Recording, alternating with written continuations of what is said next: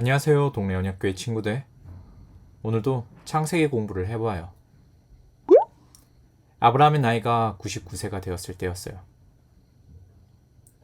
전능하신 하나님께서 아브라함에게 나타나셨어요. 하나님은 아브라함과 했던 언약을 다시 말씀하세요. 하나님은 아브라함에게 말씀하세요. 나는 전능한 하나님이라 너는 내 앞에서 행하여 완전하라. 이 말씀에서 세 가지를 묵상할 수 있어요. 첫째로, 전능하신 하나님이세요. 하나님은 못하시는 일이 없으신 능력의 하나님이세요. 하나님은 약속을 반드시 지킬 힘이 있으신 하나님이세요.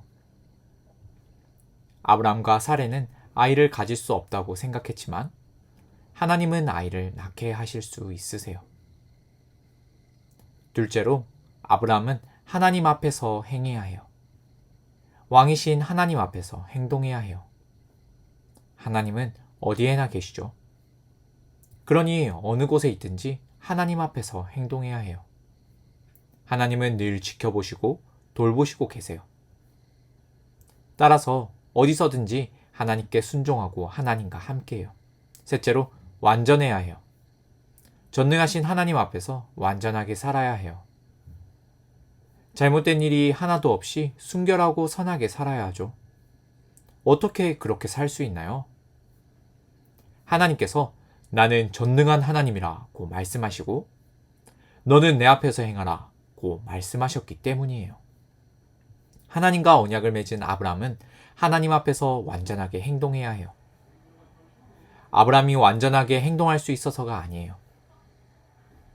언약을 처음 시작할 때 전능하신 하나님께서 시작하셨기 때문이에요. 언약을 처음 시작할 때는 하나님께서 먼저 시작하세요. 시작한 이후에는 언약을 맺은 신자도 언약을 지켜야 해요. 창세기 15장에서 언약을 세울 때 하나님만 쪼갠 고기 사이로 지나가셨어요. 전능하신 하나님께서 이 언약을 완전히 책임지신다는 표시예요. 창세기 17장에서는 하나님께서 아브라함에게 하나님 앞에서 완전하게 행동하라고 하세요. 하나님께서 언약을 시작하시고 하나님과 신자가 함께 언약을 지켜가요. 그렇기 때문에 완전하게 될 수 있어요. 하나님은 아브라함의 이름을 바꾸세요. 이제 아브라함이 아니라 아브라함이에요. 많은 나라들의 아버지라는 뜻이에요. 아브라함을 통해서 많은 왕들이 태어날 거예요. 첫사람 아담은 왕의 직분에 실패했어요. 하지만 아브라함을 통해서 왕의 직분이 회복될 거예요. 하나님은 아브라함 집안의 모든 남자에게 할례를 받으라고 하셨어요. 할례는 언약의 표시예요. 하나님과 언약을 맺은 사람만이 받을 수 있는 증표예요. 할례를 받은 사람은 항상 자신이 받은 할례를 볼 거예요. 할례를 보면서 하나님과 맺은 언약을 늘 기억해요. 나는 하나님의 언약 백성이다 라고 늘 고백해요. 할례를 받기만 한다고 끝나지 않아요. 할례는 태어난 지 8일 만에 받아요. 아주 어린 아기일 때 받게 되죠. 그러니 자신이 할례 받았던 때를 기억하지 못해요. 그렇지만 할례를 받은 사람은 자기 자식에게도 할례를 행해야 해요. 자식에게 할례를 베푸면서 언약을 기억할 거예요. 자식에게 할례를 베풀 때 하나님과의 언약에도 순종하는 거죠. 하나님은 아브라함과 사라 사이에서 아들이 태어날 거라고 말씀하셨어요. 이 말씀을 듣고 아브라함은 웃었어요.